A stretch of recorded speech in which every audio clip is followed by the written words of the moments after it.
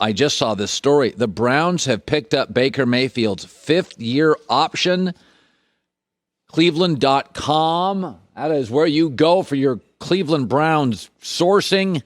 And it's Mardi Gras in Cleveland. And I just want to say, hold on, it's a pendant. This is dating still. This is not marriage. It's dating still. Let me give you a list of other quarterbacks who have had their 5th-year option picked up. And I know what you're saying. Colin, you're being a jerk. Blake Bortles, RG3, Marcus Mariota, Jameis Winston. It's a lot like Blake Bortles, by the way, and I'll get to that in a second. What this is Cleveland saying, listen, you're good enough. You're still young. We're going to watch you for a few years, but we're just too good right now to blow it up at quarterback and start over again. And next year's a lousy quarterback class. Josh Allen and Lamar Jackson in the same class as Baker, they're talking contract extensions. In Patrick Mahomes' 3rd offseason, they made him a 12-year, $500 million deal. Baker got his 5th-year option picked up. So Mahomes had started just 31 games, and Kansas City said, we're going to make you the richest player in league history. Baker had started 45 games, and they're saying, we like you. Not in love yet. We like you. We want to see more. So the way I would put it, Mahomes, through 31 games, got a house, a couple of cars, a vacation home, a wedding, a baby, and part of the Kansas City Royals. Baker Mayfield got a necklace. It is not a franchise tag. That's big money. That's like $37 million. It's not a long contract you're tied to for years and years. We play a game on this show called Buy, Sell, or Hold. This is a hold. Not sure yet. See things that are promising. But there's 2 reasons why Cleveland did this and should have done this.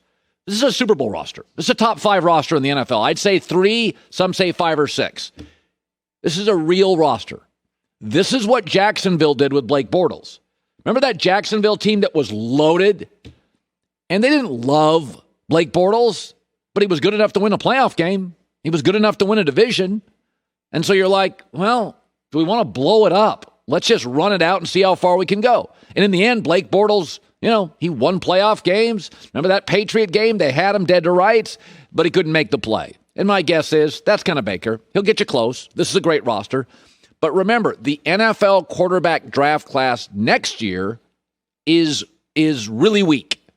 And so the sense is we got a Super Bowl roster. We're not really sure. We're not going to go Carson Wentz yet. We're not going Mahomes yet. We're not going to talk extension yet. It is a hold. And that's exactly what you should do.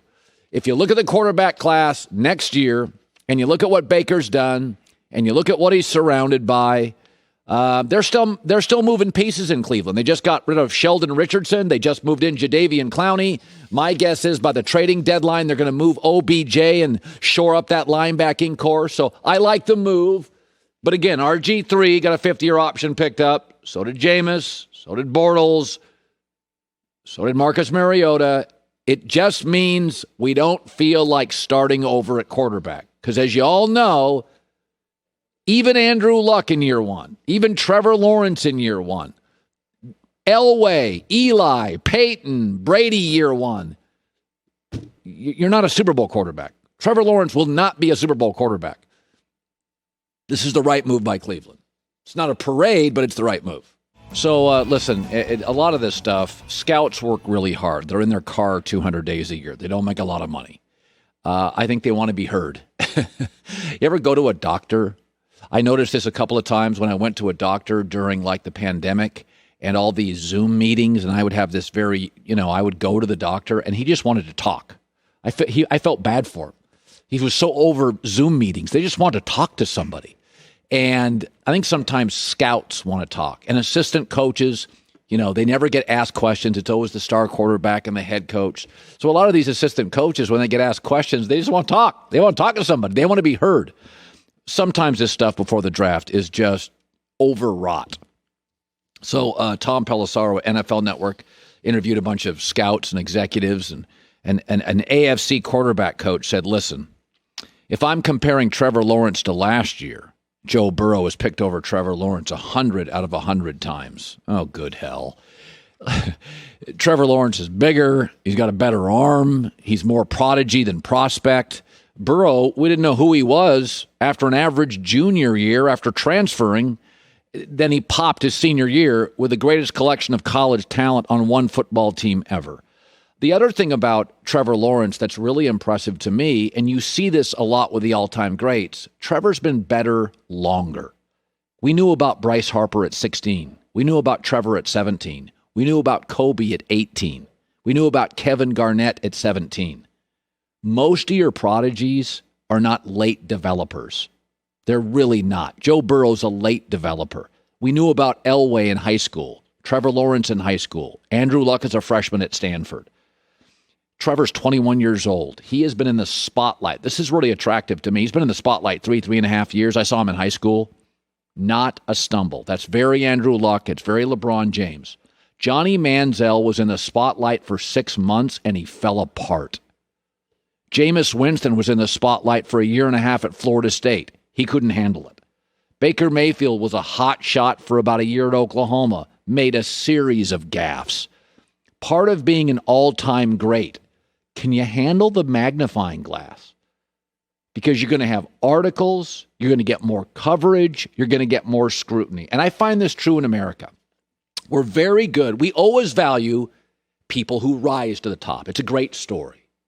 But we always undervalue how hard it is to stay at the top and maintain a clean resume.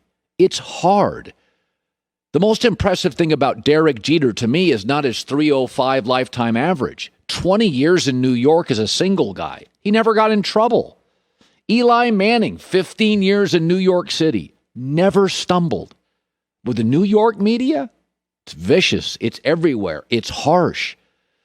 Like, it's not just rising to the top. I've worked with people my whole career who get great jobs. Few keep them. It's hard to maintain it. The scrutiny, the magnifying glass. Baker Mayfield came in, got a bunch of commercials, and did a lot of idiotic things for the next 1.5 years. Cleveland now is not giving him an extension. And my reason is they still want to see him now off success. They know he was good after he had a bad year. How is he going to be off success? Because the last time he got drafted off success, he ran and did 15 commercials.